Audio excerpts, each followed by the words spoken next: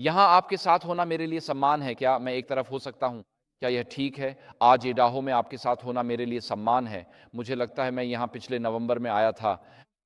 मैंने अपनी पत्नी से कहा, आप जानती हैं, मैं पूरे देश में यात्रा करता हूँ और बॉयज़ के आसपास का इलाका बहुत सुंदर है और हम मैकॉल तक गाड़ी चलाते हैं। वहाँ ऊपर बहुत ही सुंदर ग्रामीण इलाका है और इस बार मेरी पत्नी भी साथ आईं और उन्हें भी आशीर्वाद मिला। हम कल मैकॉल गए थे, सिर्फ उस जगह को देखने के लिए। मैं कैंप आइडा गया, क्या यही नाम है? ठीक है। और ऊपर भगवान ने अपने लोगों को कितना आशीर्वाद दिया है। ये बहुत ही मनोहारी जगह है और मैं तैरने जाना चाहता था, लेकिन मुझे बताया गया कि इस समय पानी थोड़ा ठंडा रहता है। उन्होंने कहा उस झील की गहराई 400 फीट से ज़्यादा है, इसलिए तैरने के लिए पर्याप्त उछाल है। मैं, मेरी पत्नी और बेटा जो आज यहाँ हैं, आप सभी का दिल से स्वागत और आपके स्वागत के लिए धन्यवाद करता हूँ। ऑनलाइन और ईगल, इडाहो से देख रहे सभी लोगों का भी हार्दिक स्वागत है। मैंने आज के लिए 3 उपदेश लिखे हैं। ये 2 हफ्ते पहले लिखे थे। मैं अपने रसोई के डेस्क पर बाइबल और लैपटॉप के साथ उपदेश लिखता हूँ और उन्हें मेहनत से तैयार करता हूँ। तो मैं प्रभु से पूछ रहा था, मैं मिडलटन में किस विषय पर प्रचार करूँगा? और मेरे दिमाग में कुछ और कार्यक्रमों के लिए, जैसे कि कई और प्रकार के उपदेश घूम रहे थे और मैं समाचार देख रहा था, फिर हमने चार्ली किर्क की हत्या देखी वगैरह, और मैंने सोचा अब मैं किस बारे में बात करूँगा? तो मैं इसके लिए प्रार्थना कर रहा था और प्रभु ने मुझे आज सुबह 2 उपदेश देने के लिए प्रेरित किया। ये दोनों एक तरह से आपस में जुड़े हुए हैं। पहला उपदेश है गेहूँ और जंगली घास। ये गेहूं और जंगली घास की दृष्टांत से लिया गया है। इस उपदेश में हम पूछेंगे कि हम जंगली घास का हिस्सा कैसे न बने, क्योंकि यहाँ गेहूं और जंगली घास हैं। हम सब गेहूं बनना चाहते हैं, लेकिन नहीं चाहते कि जंगली घास बने। तो हम ये सवाल पूछेंगे कि हम जंगली घास कैसे न बने। और फिर हमारे आराधना सेवा में उस उपदेश का शीर्षक है 3 पीढ़ियाँ। वहाँ मैं 1,44,000 के बारे में बात करूँगा और उनकी आत्मिक विशेषताएं क्या हैं और हम 1,44,000 का हिस्सा कैसे बन सकते हैं। आपने उनके बारे में प्रकाशित वाक्य 7 और 14 में सुना है और सिस्टर व्हाइट कहती हैं कि हमें 1,44,000 का हिस्सा बनने का प्रयास करना चाहिए। अगर हमें ऐसा करना है तो यह जानना अच्छा है कि ये लोग कौन हैं और उद्धार के इतिहास में वे कब जीवित रहेंगे। मैं ये उपदेश इसलिए दे रहा हूं क्योंकि समय कम है। हमारी दुनिया अपने अंत की ओर बढ़ रही है। हमने चार्ली किर्क के अंतिम संस्कार में देखा कि किस तरह एक अंतिम संस्कार, एक राजनीतिक रैली और अमेरिका के लिए एक नए दृष्टिकोण का मिश्रण एक साथ आ गया। यहाँ धर्म और राजनीति एक साथ मिल रहे थे और हमने ये भी देखा कि यह सब जनसमर्थन के कारण हो रहा था। इसके लिए लोगों की ओर से काफ़ी तालियां भी बजीं। हम देख रहे हैं कि हमारा देश हमारी आंखों के सामने बदल रहा है और यह किस दिशा में जा सकता है। हम जानते हैं कि यह भविष्यवाणी से कहाँ जाएगा, खासकर प्रकाशित वाक्य 13 से। इसलिए मुझे लगता है कि यह ज़रूरी है कि हम बात करें कि समय के अंत में जीना कैसा है और अंतिम संकट में परमेश्वर के प्रति सच्चे रहना क्या है, शैतान के जालों में फंसने से कैसे बच सकते हैं। तो आज का हमारा पहला उपदेश है गेहूं और जंगली घास। सारी आयतें स्क्रीन पर दिखाई जाएंगी। वहाँ मेरी वेबसाइट है N2P.org। मेरे साथ सिर झुकाएं और हम पवित्र आत्मा के लिए प्रार्थना करें। प्रिय स्वर्गीय पिता, इस धन्य सप्त के लिए धन्यवाद। प्रभु, जैसा भाई मार्क ने कहा, हम आपको धन्यवाद देते हैं कि हमें वॉइस में एकत्र होने की स्वतंत्रता मिली है। पिता, मैं आपको धन्यवाद देता हूं कि हमें देश में संवैधानिक अधिकार मिले हैं। प्रभु, जब तक सूरज है, हम पिता के कार्य में लगे रहें। प्रभु, जब हम यीशु की इस शिक्षा गेहूं और जंगली घास की दृष्टांत पर विचार करते हैं, मैं प्रार्थना करता हूं कि गेहूं का वादा और जंगली घास की चेतावनी हमारे हृदयों में उतर जाए और हम यह संकल्प लें कि आपकी कृपा से हम जंगली घास में नहीं गिने जाएंगे, बल्कि उस अंतिम कटाई में हम गेहूं के रूप में गिने जाएं। इसलिए प्रभु, आज मुझसे बोलें, कृपया मेरी ओर से बोलें। हम आज सभा में उपस्थित और ऑनलाइन देखने वालों के लिए प्रार्थना करते हैं। जैसे हम जीवन की रोटी तोड़ते हैं, वैसे ही आपका पवित्र आत्मा हम सबके हृदय को छुए। हम आपके पवित्र नाम में प्रार्थना करते हैं, आमीन। अगर मैं आपसे यह सवाल पूछूं, या चलिए आगे बढ़ते हैं, यह आज की यात्रा है। हम एक संक्षिप्त परिचय लेंगे, फिर गेहूं और जंगली घास को देखेंगे मत्ती 13 की दृष्टांत में, फिर हम अक्षम्य पाप देखेंगे, फिर अनुग्रह काल के अंत को देखेंगे और निष्कर्ष पर पहुंचेंगे। आज हम कई विषय कवर करेंगे। लेकिन यही यात्रा है जिस पर हम आज चलने वाले हैं। पहला उपदेश यह है कि हम चाहते हैं कि हमें जंगली घास में न गिना जाए, बल्कि गेहूं में गिना जाए। गेहूं या जंगली घास में गिने जाने के लिए हमारे जीवन में आत्मिक परिवर्तन आवश्यक है। हम वैसे नहीं रह सकते जैसे आज 2025 में बोइस में हैं, बल्कि गेहूंों या जंगली घास में गिने जाने के लिए परमेश्वर के लोगों में आत्मिक परिवर्तन आवश्यक है। तो मसीह के आगमन के दो संकेत हैं। पहला संकेत यह है जिससे हम सब परिचित हैं। मत्ती 24:14 में लिखा है, राज्य का यह सुसमाचार सारी दुनिया में सब जातियों के गवाह के लिए प्रचार किया जाएगा, तब अंत आएगा। इसलिए हम एडवेंटिस्ट एक मिशन प्रधान समुदाय हैं। हम चाहते हैं कि सुसमाचार हर राष्ट्र, जाति, भाषा और लोगों तक पहुंचे। और भले ही हमारे एडवेंटिस्ट लगभग 180 से 200 देशों में, आज दुनिया में लगभग 8,000 सक्रिय भाषा समूह हैं और हम उनमें से करीब 250 हैं। इसलिए शाश्वत सुसमाचार को दुनिया के छोर तक पहुंचाने के लिए अब भी लंबा रास्ता तय करना है। इसी कारण परमेश्वर ने हमें मिशन प्रधान समुदाय बनने को बुलाया है। परमेश्वर का धन्यवाद हो, आपके यहाँ जल्द ही सुसमाचार प्रचार श्रृंखला होगी। आज जब मैं आया तो किसी ने मुझसे छात्र मिशनरी बनने के बारे में पूछा। मैं परमेश्वर का धन्यवाद करता हूं कि इस मंडली में सबसे पहले सुसमाचार प्रचार और मिशनरी बनने की चर्चा हुई और वह यहाँ कार्य कर रहा है। लेकिन मसीह के आगमन का एक और संकेत है और वह मरकुस 4:22 में पाया जाता है। एंड ए वचन स्क्रीन पर है और यह उस दृष्टांत के अंत में है। यह बोने वाले का नहीं बल्कि एक और कृषि संबंधी दृष्टांत है। यीशु यह सिखाते हैं, वह कहते हैं जब अनाज पक जाए वह तुरंत दरांती लेकर जाता है क्योंकि कटनी का समय आ गया है। तो यह दृष्टांत यहाँ इस बात की चर्चा करता है कि जब अनाज पक जाता है, जब फसल तैयार हो जाती है, तो वही अंतिम कटनी की ओर ले जाती है। तो मसीह के आगमन का पहला संकेत यह है कि सुसमाचार हर राष्ट्र, जाति, भाषा और लोगों तक पहुंचता है और इसका अर्थ है कि हम एक मिशन प्रधान लोग हैं। लेकिन दूसरा संकेत यह है कि परमेश्वर के लोगों के बीच धार्मिकता की फसल होती है। साथ ही इसके अनुरूप दुनिया में बुराई भी फैलती है, लेकिन परमेश्वर के लोगों के चरित्र में धार्मिकता की फसल भी होती है। जब परमेश्वर के लोग परिपक्व हो जाते हैं, जब फसल तैयार हो जाती है, तब यीशु कहते हैं कि वह अपनी दरांती लेकर आते हैं क्योंकि फसल आ गई है। और इस प्रकार एडवेंटिज्म काफी हद तक मेथोडिस्ट आंदोलन से उत्पन्न हुआ। और मेथोडिस्ट आंदोलन एक पवित्रता आंदोलन था। वे भविष्यवाणी और अंत समय की घटनाओं पर उतना ध्यान केंद्रित नहीं करते थे। जॉन वेस्ली और उनका प्रचार व्यक्तिगत पवित्रता की आवश्यकता पर केंद्रित था। एडवेंटिज्म एक मिशन प्रधान समुदाय है, मत्ती 24:14 पर आधारित, और एक पवित्रता आंदोलन है जिसकी जड़ें मेथोडिज्म में हैं। स्क्रीन पर जो पद है लूका 20:26 कहता है, तुम मेरे लिए पवित्र रहोगे क्योंकि मैं यहोवा पवित्र हूँ और मैंने तुम्हें अन्य लोगों से अलग किया है ताकि तुम मेरे हो सको। इसलिए परमेश्वर के लोगों को मिशन प्रधान और पवित्रता आंदोलन होना चाहिए। हमें व्यक्तिगत पवित्रता और व्यक्तिगत पवित्रीकरण की खोज करनी है, न कि इस संसार के पापों में गिरना है। यीशु के आने से पहले दो प्रकार के लोग होंगे, वे रिपब्लिकन और डेमोक्रेट्स, काले और गोरे, अमीर और गरीब, शिक्षित और अशिक्षित नहीं, बल्कि धर्मी और अधर्मी, गेहूं और जंगली घास हैं। मसीह के फिर से आने से पहले धार्मिकता और बुराई दोनों का प्रस्फुटन होगा। गेहूं को अनंत काल के लिए बचाया जाएगा और जंगली घास हमेशा के लिए खो जाएगी। अब कुछ क्षणों के लिए गेहूं और जंगली घास की वास्तविक दृष्टांत पर ध्यान दें और हम इसे मत्ती अध्याय 13 आयत 24 से 30 में यह दृष्टांत पाते हैं। अगर मेरी पत्नी आज यहाँ होती, जो कि वे हैं, तो वे मुझसे कहती, मेरे प्रिय पति, ये एक ही स्क्रीन पर बहुत अधिक पाठ है। मेरी पत्नी जीवन भर शिक्षिका रही हैं, इसीलिए मैंने कुछ पाठ लाल और कुछ काला कर दिया है ताकि आपको पढ़ने में आसानी हो, ठीक है? सिर्फ कुछ भिन्नता के लिए। मैं ये नहीं कह रहा कि लाल हिस्सों में कुछ खास है या नहीं, लेकिन मैंने ऐसे ही किया ताकि जब मेरी पत्नी इसे देखें और कहें स्क्रीन पर बहुत टेक्स्ट है, तो मेरे पास बहाना हो। यह दृष्टांत है और हम इसे साथ में पढ़ने जा रहे हैं। इसमें लिखा है कि यीशु ने उनके सामने एक और दृष्टांत रखा। उसने कहा, स्वर्ग का राज्य उस व्यक्ति जैसा है जिसने अपने खेत में अच्छा बीज बोया, लेकिन जब सब सो रहे थे, उसका दुश्मन आया, गेहूं के बीच जंगली घास बो दी और चला गया।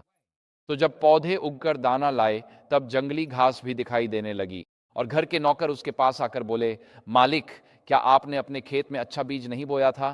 फिर ये जंगली घास कहाँ से आ गई? उसने उत्तर दिया, यह किसी दुश्मन ने किया है। नौकरों ने उससे कहा, तो क्या आप चाहते हैं कि हम जाकर इन्हें यानी जंगली घास को इकट्ठा कर लें? लेकिन मालिक ने उत्तर दिया, नहीं, क्योंकि जंगली घास इकट्ठा करते समय तुम गेहूं भी उखाड़ सकते हो। दोनों को कटाई तक साथ बढ़ने दो, और कटाई के समय मैं काटने वालों से कहूँगा, पहले जंगली घास इकट्ठा करो और जलाने के लिए गट्ठरों में बांधो, लेकिन गेहूं मेरे खलिहान में जमा करो। तो यह दृष्टांत यहाँ कैसे समझें? खैर, मत्ती रचित सुसमाचार के इसी अध्याय 13 में शिष्य यीशु के पास आते हैं और यीशु इस दृष्टांत का अर्थ समझाते हैं। हम जानते हैं कि इस दृष्टांत में बोने वाला स्वयं मसीह है और अच्छी बीज परमेश्वर के बच्चे हैं। जंगली घास शैतान के बच्चे हैं, जो परमेश्वर की कलीसिया में बुरा बीज बोने वाला शत्रु है। इस अंश में पढ़ते हैं कि मसीह अपने स्वर्गदूतों को भेजेंगे ताकि वे अच्छी बीज यानी संतों की फसल काटें, जब धार्मिकता की फसल उसके राज्य के लिए पक जाएगी, और वह अपने स्वर्गदूतों को जंगली घास यानी कलीसिया के भीतर दुष्टों को इकट्ठा करने के लिए भी भेजेगा, जब उनकी दुष्टता पूरी तरह परिपक्व हो जाएगी, ताकि उन्हें आग से नष्ट कर दे। इस बात पर ध्यान दें, यीशु कलीसिया के भीतर की दुष्टता के बारे में बात कर रहे हैं। वह यहाँ केवल संसार की दुष्टता की बात नहीं कर रहे हैं, वह कलीसिया के भीतर की धार्मिकता और कलीसिया के भीतर दुष्टता की फसल की बात कर रहे हैं। और अब मध्य पूर्व में सदियों से यही होता आया है। किसान अपनी फसलें अच्छी बीज से बोते थे, जैसे दुनिया के किसी भी अन्य हिस्से में होता है। वे एक अच्छी गेहूं की फसल की जीवनदायिनी पैदावार की तलाश में थे। उन दिनों कभी कभी कोई दुश्मन रात के समय आकर खेत में जहरीली घास के बीज बिखेर देता था, और वे ऐसा इसलिए करते थे ताकि अच्छी गेहूं की फसल को नुकसान पहुंचे और खेत के मालिक को हानि हो। अब इस दृष्टांत में यहां दुश्मन का उद्देश्य अच्छी गेहूं को नुकसान पहुंचाना नहीं है। दुश्मन का उद्देश्य खेत के मालिक को नुकसान पहुंचाना है। इसलिए यह मसीह और शैतान की लड़ाई है। शैतान चर्च में बुरे बीज बोता है, क्योंकि वह गेहूं को नष्ट नहीं करना चाहता, बल्कि मालिक को नुकसान और उसकी फसल कम करना चाहता है। इस दृष्टांत में हम देखते हैं कि मसीह और शैतान के बीच संघर्ष परमेश्वर की कलीसिया के भीतर भी चलता है। मध्य पूर्व में किसान सदियों से गेहूं बोते हैं, और वहाँ एक खास राई घास होती है जिसे डोनाल्ड या ताज कहते हैं। यह घास शुरुआती महीनों में गेहूं जैसी दिखती है। असल में जब तक राई घास या तिनके बढ़ते हैं, आप उनमें फर्क नहीं बता सकते, क्या ये गेहूं है या ये तिनके हैं। आप इनमें फर्क नहीं बता सकते। लेकिन जब फसल कटाई के लिए तैयार होती है, तभी फर्क दिखता है। जब गेहूं कटाई के लिए तैयार होता है, तो आमतौर पर उसका सिर झुक जाता है ना? उसमें गेहूं के कई दाने होते हैं, और दाने का सिर इस तरह झुक जाता है क्योंकि वह दानों के भार से भारी हो जाता है। लेकिन डार्नेल या राई घास जो गेहूं जैसी दिखती है, जब पक जाती है तो उसका सिर सीधा खड़ा रहता है, और केवल कटाई के समय ही आप देख सकते हैं कि अच्छा गेहूं नीचे झुका हुआ है और खराब गेहूं यानी राई घास गर्व से सीधा खड़ा है। इसलिए आप वास्तव में केवल कटाई के समय ही यह बता सकते हैं कि किसे काटना है और किसे फेंक देना है, क्योंकि तभी फर्क दिखाई देता है। दोनों फसलों के बीच डार्नेल या राई घास का सिर काले अखाद्य बीजों से भरा होता है, जो अधिक मात्रा में खाने पर जहरीले हो सकते हैं। लेकिन आप राई घास और अच्छे गेहूं के बीच का फर्क केवल कटाई के समय ही जान सकते हैं। तभी यह बात सबके लिए स्पष्ट हो जाती है। तो इस दृष्टांत में हम देखते हैं कि धार्मिकता और दुष्टता दोनों को परिपक्व होने के लिए समय चाहिए। ये चीजें एक रात में नहीं होती, बल्कि दुष्टता और धार्मिकता दोनों को परिपक्व होने के लिए समय चाहिए। और इस तरह आपके दिल की भावनाएं, आपके मन के निर्णय और आप रोजाना जो रास्ता चुनते हैं, वह आपको एक निश्चित दिशा में ले जाता है। यह आपको धार्मिकता की फसल या समय के साथ परमेश्वर से दूर आपके जीवन में दुष्टता की फसल की ओर ले जाता है। जैसे गेहूं और जंगली घास तारे एक साथ बढ़ते हैं और देखने में बहुत मिलते जुलते लगते हैं, वैसे ही हम अपनी स्थानीय सभाओं में बढ़ते हैं, और कटाई के समय ही स्पष्ट होता है कि कौन गेहूं है, कौन जंगली घास, कौन धर्मी है, कौन दुष्ट। अगर हम एक पल के लिए दुष्टों के परिपक्व होने की बात करें, तो क्राइस्ट्स ऑब्जेक्ट लेसन्स में यह अंश पढ़ते हैं जिसमें लिखा है कि पाखंड का दिखावा करने वाले पापी कुछ समय के लिए मसीह के सच्चे अनुयायियों में मिल जाते हैं, और ईसाई धर्म का यह दिखावा बहुतों को धोखा देने के लिए काफी होता है। लेकिन संसार की कटाई के समय भले और बुरे के बीच कोई समानता नहीं होगी। तब वे लोग प्रकट हो जाएंगे जिन्होंने चर्च से तो जुड़ाव रखा लेकिन मसीह से नहीं जुड़े। यह एक गंभीर चेतावनी है कि आप चर्च में तो हो सकते हैं लेकिन मसीह से जुड़े नहीं हैं। और आप चर्च में उपस्थित हो सकते हैं, आप पूजा सेवा में भाग ले सकते हैं, सभी अनुष्ठानों और चर्च की गतिविधियों में हिस्सा ले सकते हैं, लेकिन व्यक्तिगत रूप से मसीह से जुड़े नहीं हैं। और जब हम व्यक्तिगत रूप से मसीह से नहीं जुड़े होते तो एक दिन हमें धर्मी लोगों के बजाय कुकुरमुत्तों में गिना जाएगा। कुछ लोग चर्च में विश्वास के कारण बैठते हैं क्योंकि वे परमेश्वर की आराधना करने आते हैं, कुछ लोग सुविधा के कारण बैठते हैं क्योंकि सामाजिक रूप से यह सुविधाजनक है, या कुछ लोग दबाव के कारण करते हैं। ऐसे मामले भी होते हैं। लेकिन मसीह चाहते हैं कि हम चर्च में उनकी आराधना विश्वास से करें, न कि दबाव से और न ही सामाजिक सुविधा के कारण। अगर हम यहाँ सामाजिक सुविधा के कारण हैं क्योंकि हमें कहा गया है कि हमें यहाँ होना चाहिए, या हमारे नियोक्ता को उम्मीद है कि हम यहाँ हों, बजाय इसके कि हम अपने दिल से अपने स्वर्गीय पिता की स्तुति और आराधना करना चाहते हैं, तो संभावना है कि समय के अंत में हमें घास फूस में गिना जा सकता है। योएल इस कटाई का वर्णन इस प्रकार करता है। वह कहता है, हंसिया चलाओ क्योंकि फसल पक चुकी है, जाओ रौंदो क्योंकि अंगूर का रस निकालने का हौद भर गया है। हौद छलक रहे हैं क्योंकि उनकी दुष्टता बहुत बढ़ गई है। और इस प्रकार पुराने नियम में और नए नियम के प्रकाशित वाक्य में दुष्टों की तुलना पके हुए अंगूरों से की गई है और धर्मियों की तुलना अच्छे गेहूं से की गई है। प्रकाशित वाक्य 14:18 से 19 भी इसका इसी तरह वर्णन करता है। इसमें कहा गया है कि एक और स्वर्गदूत वेदी से निकला जिसे आग पर अधिकार है, और उसने तेज आवाज में उससे कहा, जिसके पास हंसिया है, अपना हंसिया चलाओ और पृथ्वी की दाखलताओं के गुच्छे इकट्ठा करो क्योंकि अंगूर पक चुके हैं।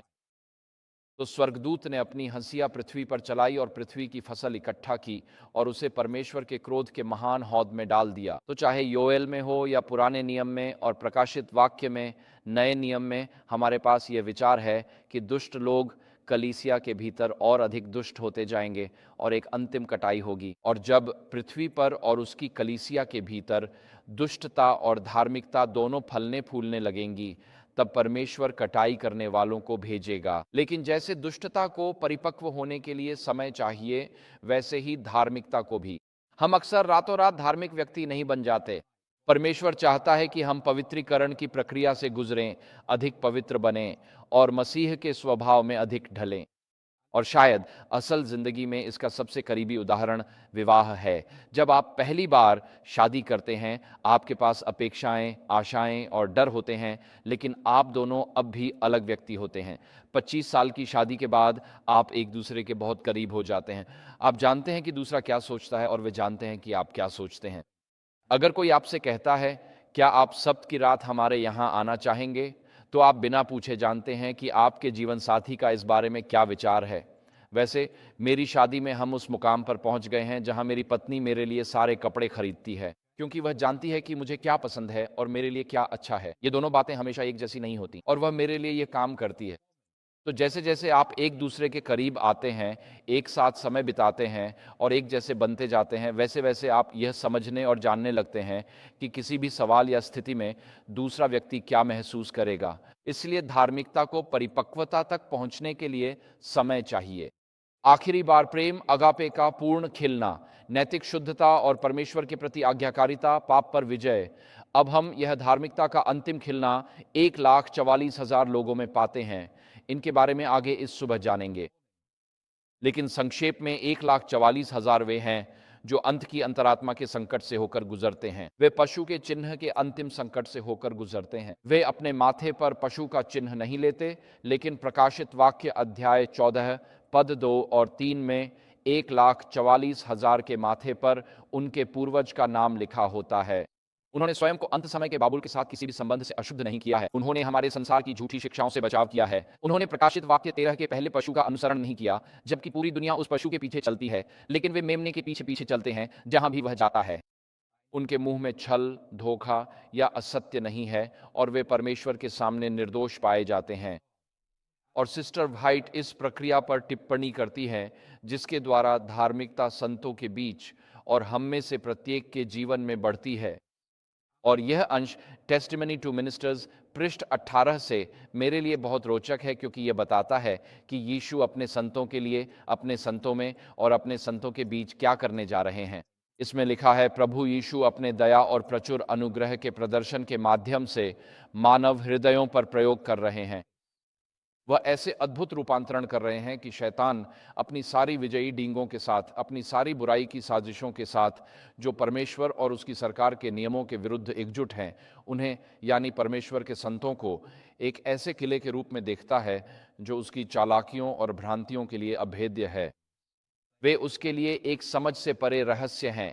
आगे लिखा है, परमेश्वर के स्वर्गदूत, सेराफिम, करूबिम, वे शक्तियां जो मानव एजेंसियों के साथ सहयोग को नियुक्त हैं, देखती हैं कि गिरे मनुष्य जो कभी क्रोध के संतान थे, मसीह के प्रशिक्षण से दिव्य स्वरूप अनुसार चरित्र विकसित कर रहे हैं, परमेश्वर के पुत्र और पुत्रियां बनने के लिए और स्वर्ग के कार्यों और आनंदों में एक महत्वपूर्ण भूमिका निभाने के लिए। मुझे ये उदाहरण बहुत अच्छा लगता है क्योंकि अक्सर हम आईने में खुद को देखते हैं और अगर हम ईमानदार हों तो पाते हैं कि चीज़ें हमेशा वैसी नहीं होती जैसी होनी चाहिए। क्या आप सहमत हैं? जब आप सुबह सबसे पहले आईने में देखते हैं तो आपको खुद को थोड़ा संभालना पड़ता है ना? आप खुद को संभालते हैं। सुबह बाथरूम में सारा मेकओवर शुरू होने से पहले जब आप खुद को आईने में देखते हैं तो सोचते हैं, अरे बाप रे, ये तो वाकई डरावना है, ये तो एक डरावना शो है। मुझे खुशी है कि जब हम सो रहे होते हैं तो हमारी आंखें बंद होती हैं, खासकर मेरी पत्नी की। अगर मेरी पत्नी की आंखें मुझ पर होती जब मैं सोता तो वह मुझसे दूर चली जाती। खुशी है कि सुबह उठते बाथरूम जाने से पहले लाइट्स बंद रहती हैं, ठीक है, क्योंकि ये बिल्कुल रॉकी हॉरर शो जैसा है। और इसलिए अगर हम खुद के प्रति ईमानदार हों तो हम मानेंगे कि सुबह हमारी शारीरिक हालत अच्छी नहीं होती, लेकिन अगर हम आत्मिक रूप से भी ईमानदार हों तो हमें एहसास होता है कि हम मसीह की पूर्णता से बहुत दूर हैं। और यह अंश हमें बताता है पहले उद्धरण में कि यीशु अपने संतों के जीवन में इतनी अद्भुत रूपांतरण कर रहे हैं। अब इसे ध्यान से देखें, इसमें यह नहीं कहा गया कि संत अपने जीवन में खुद रूपांतरण कर रहे हैं, बल्कि यीशु ही अपने संतों के जीवन और चरित्र में वे रूपांतरण ला रहे हैं। शैतान हैरान होकर देखता है कि यीशु अपने संतों के जीवन में क्या करते हैं, जिससे वे उसके छल और भ्रम के लिए अभेद्य किले बन जाते हैं। और हम, जैसा कि वहां कहा गया है, परमात्मा की समानता के अनुसार ऐसे चरित्र विकसित कर रहे हैं ताकि हम परमेश्वर के पुत्र और पुत्रियां बन सकें। यूहन्ना अध्याय 1 में कहा गया है कि जो उस पर विश्वास करते हैं उन्हें परमेश्वर के पुत्र और पुत्रियां बनने का अधिकार मिलता है। इसका अर्थ केवल कानूनी रूप से गोद लिया जाना नहीं है, बल्कि जब हम यीशु को अपना जीवन समर्पित करते हैं तो परमेश्वर हमारे भीतर वह कार्य करता है जो हम स्वयं नहीं कर सकते, और वही हमें रूपांतरित करता है। इसीलिए मैं आपको आज प्रोत्साहित करूंगा कि आप आईने में न देखें, क्योंकि वह दृश्य कभी कभी कठोर हो सकता है। इसके बजाय अपनी नज़रें यीशु पर टिकाएं और विश्वास करें कि वह आपके जीवन में वह अद्भुत रूपांतरण करेगा जो आप खुद नहीं कर सकते। अगर हम केवल खुद को देखें तो हम निराश हो जाते हैं। अगर हम यीशु की ओर देखें तो हम आशा से भर जाते हैं, क्योंकि जिसने आप में अच्छा कार्य शुरू किया है वह उसे पूरा करेगा। इससे पहले कि यीशु आए, टेस्टामेंट मिनिस्टर से लिया यह उद्धरण एक अद्भुत वादा है। आप शैतान के सामने खुद को असहाय महसूस कर सकते हैं। आप प्रलोभन के सामने खुद को असहाय और शक्तिहीन महसूस कर सकते हैं। आपको अपनी टूटी हुई स्थिति और पापपूर्ण प्रवृत्तियों का गहरा एहसास हो सकता है। हम टूटे हैं। इन अंशों में हमें परमेश्वर की ओर देखने, उसके पुत्र से प्रार्थना करने, नई सृष्टि बनने, उसकी छवि पाने और स्वर्ग के लिए तैयार होने को कहा गया है। जैसे हम दुनिया भर में समाजों में ध्रुवीकरण देख रहे हैं, वैसे ही आज अमेरिका में भी ध्रुवीकरण है। जैसा मसीह ने इस दृष्टांत में बताया था, हम एडवेंट आंदोलन में भी ध्रुवीकरण देख रहे हैं। यह ध्रुवीकरण संघर्ष और रद्द संस्कृति को जन्म दे रहा है और विवेक पर दबाव डाल रहा है। इसलिए यीशु इस दृष्टांत में सिखाते हैं कि हमारे जीवन में एक लड़ाई चल रही है जिसके शाश्वत परिणाम होंगे। वह और शैतान दोनों सक्रिय हैं, तो सवाल है कि हम निंदनीय पौधों, तारे की तरह बढ़ने से कैसे बचें। हम सभी गेहूं की तरह बढ़ना चाहते हैं, बाद में बात करेंगे। हम 1,44,000 और अंतिम 3 पीढ़ियों की भी चर्चा करेंगे। सवाल है कि हम तारे की तरह बढ़ने से कैसे बचें। तो अब हम उस सवाल पर विचार करेंगे कि अक्षम्य पाप क्या है। क्या यहाँ किसी को यह जानने की जिज्ञासा है कि अक्षम्य पाप क्या है? क्या यहाँ किसी को यह सोचने की जिज्ञासा है कि क्या मैंने अक्षम्य पाप किया है? क्या किसी पति ने कभी खुद से यह सवाल किया है कि क्या मैंने अक्षम्य पाप किया है? शायद, हो सकता है आपने किया हो सकता है नहीं किया हो। कुछ लोग सिर हिला रहे हैं, हाँ मैंने देखा। लेकिन वास्तव में अक्षम्य पाप है क्या? तो हम शुरुआत में परमेश्वर के स्वभाव पर कुछ आयतों से बात करेंगे, क्योंकि क्षमा करना परमेश्वर की प्रसन्नता है। परमेश्वर दयालु हैं, पश्चातापी पापियों को क्षमा करने में आनंदित होते हैं। वह हमारे खिलाफ बातें नहीं रखते। कहते हैं जब कोई पुरुष शादी करता है उसे उसी पल से अपनी सारी गलतियां भूल जानी चाहिए। क्यों? क्योंकि हर बात को याद रखने का कोई मतलब नहीं है। और इसी तरह परमेश्वर ऐसे परमेश्वर हैं जिन्हें दया में आनंद आता है, वह क्षमा करने में आनंदित होते हैं। और इसीलिए भजन संहिता 145 की 8वीं आयत में लिखा है, प्रभु क्या हैं? दयालु और करुणामय, क्रोध करने में धीमे, स्थिर प्रेम में प्रचुर। स्थिर प्रेम पुराने नियम का सबसे महत्वपूर्ण शब्द है हेसेद, जिसका अर्थ है वाचा के प्रति निष्ठावान, प्रेम पूर्ण दया, करुणा, दीर्घ सफरिंग। ये परमेश्वर के स्वभाव को दर्शाता है, इसलिए मैं प्रभु का धन्यवाद करता हूं क्योंकि उसकी दया सदा बनी रहती है। भजन संहिता 136 परमेश्वर के स्थिर प्रेम की स्तुति है। ये अंश बताता है कि परमेश्वर क्रोध में धीमे और वाचा के प्रेम में प्रचुर हैं। वह दयालु और करुणामय हैं, इसके लिए आभारी हूँ। जीवन में मैं उन लोगों के लिए न्याय चाहता हूँ जिन्होंने मुझे चोट पहुँचाई, लेकिन अपने लिए दया चाहता हूँ। क्या आप में से कोई जीवन के बारे में ऐसा महसूस करता है? कोई नहीं कहता, परमेश्वर मुझे न्याय दे, जिन्होंने मुझे चोट पहुँचाई उन पर दया कर। कोई भी कभी ऐसा नहीं सोचता। हम चाहते हैं कि हमारे दुश्मनों पर न्याय गिरे, वह भी भरपूर मात्रा में दबाकर और उफन कर। हम चाहते हैं कि वे जानें कि उन्होंने हमें कितना आहत किया है। हे प्रभु, मुझ पर दया कर, मैं पापी हूँ। नया नियम बताता है कि दूसरों का न्याय कैसे करते हैं। यह महत्वपूर्ण है क्योंकि दया न्याय पर विजय पाती है। मैं चाहता हूँ कि परमेश्वर मुझ पर दया करे, इसलिए मुझे भी दूसरों पर दया करनी चाहिए। शायद आज परमेश्वर हमसे पूछ रहे हैं कि ऐसा कौन है जिसके बारे में आप यह सुनकर खुश होंगे कि उसका सड़क दुर्घटना में एक्सीडेंट हो गया, या उसका घर जल गया, या उसके जीवन में कोई और दुर्भाग्य आ गया। अगर आपके जीवन में कोई ऐसा व्यक्ति है, तो आज प्रभु का वचन है कि आपको उस पर दया करनी चाहिए, क्योंकि यही परमेश्वर का स्वभाव है। यदि हमें परमेश्वर के स्वभाव को संसार में दिखाना है, तो हमें पापियों के प्रति वही दया दिखानी चाहिए। मीका 7:18 परमेश्वर की दया को विस्तार से बताता है। इसमें लिखा है, आपके समान कौन परमेश्वर है जो अधर्म क्षमा करता है और अपनी संपत्ति के शेष लोगों के अपराध अनदेखा करता है। वह अपना क्रोध सदा नहीं रखता, क्योंकि वह दया दिखाने में प्रसन्न है। वह फिर से हम पर करुणा करेगा। वह हमारे अधर्मों को अपने पैरों तले रौंदेगा। आप हमारे पापों को समुद्र की गहराइयों में फेंक देंगे। मीका 7:18-19। मीका एक भविष्यवक्ता था जो इज़राइल की दुष्ट जाति पर परमेश्वर का न्याय घोषित कर रहा था, लेकिन वह इस अंश को परमेश्वर की दया की बात पर समाप्त करता है कि परमेश्वर न्याय में प्रसन्न नहीं होता, परमेश्वर दया में प्रसन्न होता है। परमेश्वर प्रसन्न है, वह हम पर दया करने के लिए तत्पर है। वह पापियों पर दया करने के लिए कोई भी बहाना ढूंढ रहा है। वह उनके हृदय में पश्चाताप की एक झलक देखना चाहता है। और इसलिए जैसा लिखा है, आप हमारे पापों को समुद्र की गहराइयों में फेंक देंगे। लिखा है, वह क्षमा दिखाने में प्रसन्न होता है। हमारे स्वर्गीय पिता के स्वभाव की सुंदर तस्वीर है। परमेश्वर क्षमा करने में प्रसन्न है, वह दया दिखाने में प्रसन्न होता है। लेकिन ऐसा भी पाप है जिसे क्षमा नहीं किया जा सकता। यीशु ने लूका सुसमाचार अध्याय 12 पद 10 में इस अक्षम्य पाप पर बात की है, और ये है जो हम पढ़ते हैं। लिखा है, और जो कोई मनुष्य के पुत्र के विरुद्ध कोई बात कहेगा उसे क्षमा किया जाएगा।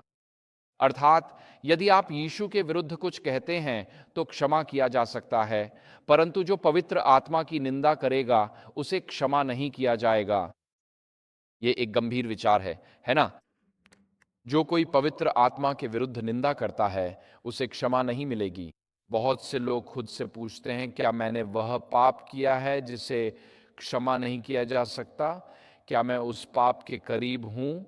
अच्छी खबर यह है कि अगर आप चिंतित, परेशान या पूछ रहे हैं कि आपने वह अक्षम्य पाप किया है, तो नहीं, आपने वह पाप नहीं किया है।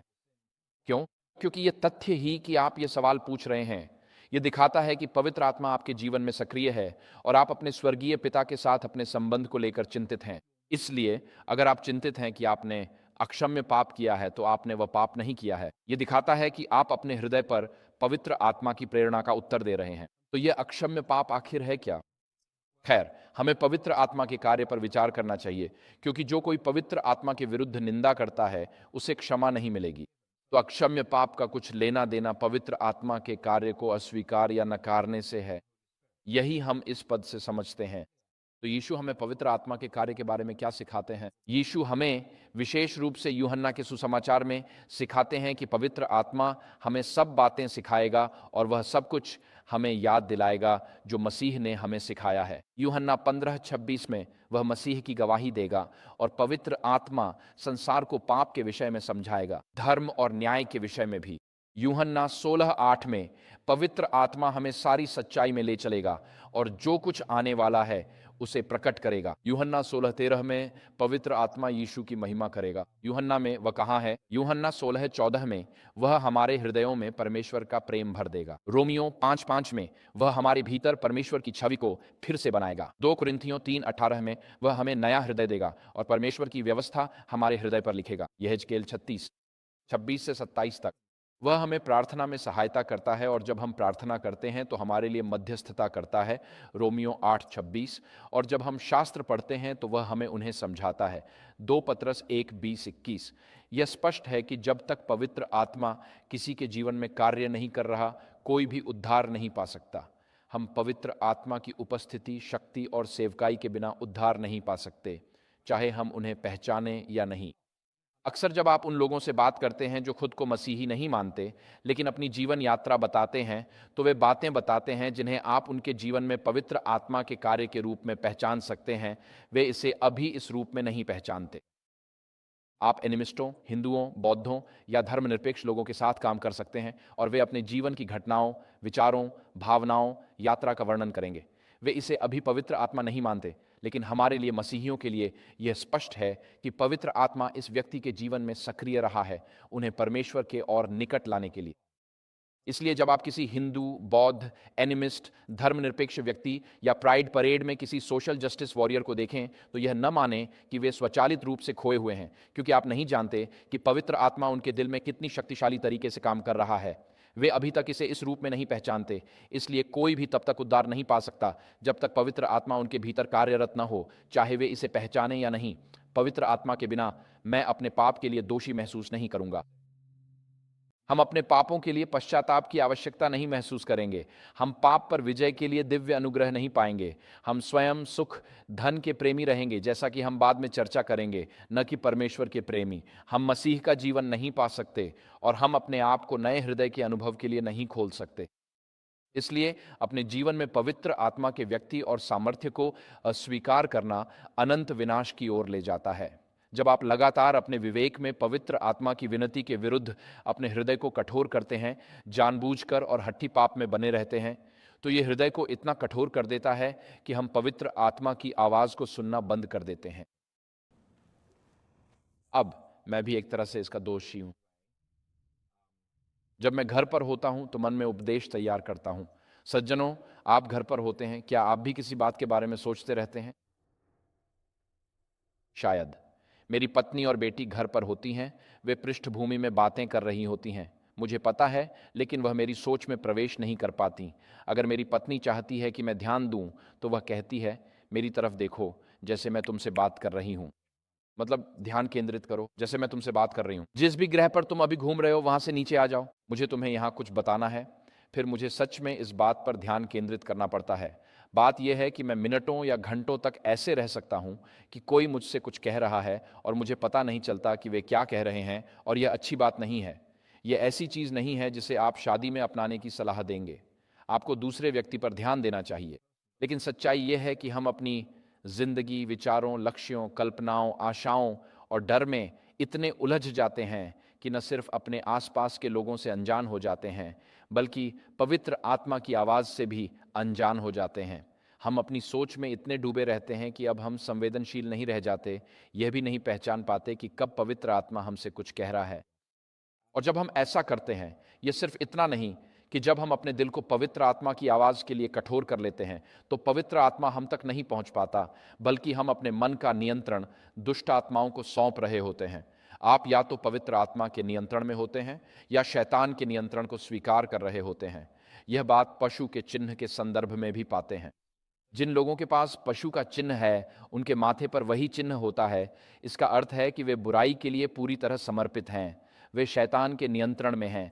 जो 1,44,000 में से हैं, उनके माथे पर उनके पिता का नाम लिखा होता है। इसका अर्थ है कि वे अपने स्वर्गीय पिता के चरित्र को पूरी तरह प्रतिबिंबित करते हैं।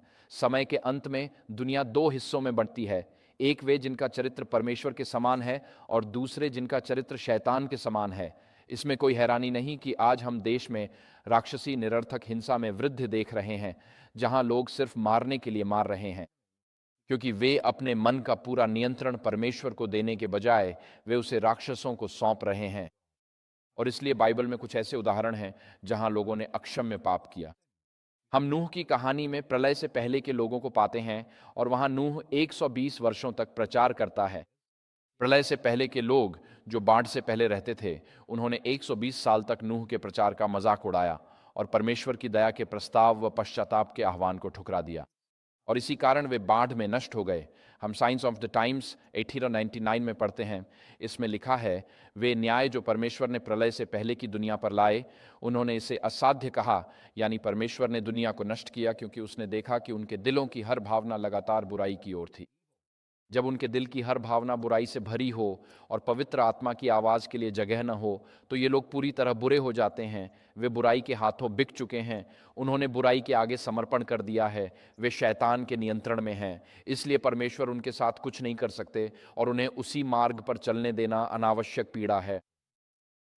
धरती पर जल प्रलय लाना परमेश्वर की दया का कार्य है, क्योंकि यदि मनुष्य के हृदय का हर विचार केवल बुरा है, तो पृथ्वी पर बहुत अधिक पीड़ा होने वाली है। और यदि उन लोगों को अब और बचाया नहीं जा सकता और वे केवल निरर्थक हिंसा में लगे हुए हैं, तो उत्पत्ति 6 में लिखा है कि संसार हिंसा से भर गया था, और वह शब्द है हमास। हिब्रू में अरबी शब्द भी हमास है, जो कि फिलिस्तीनी समूह है।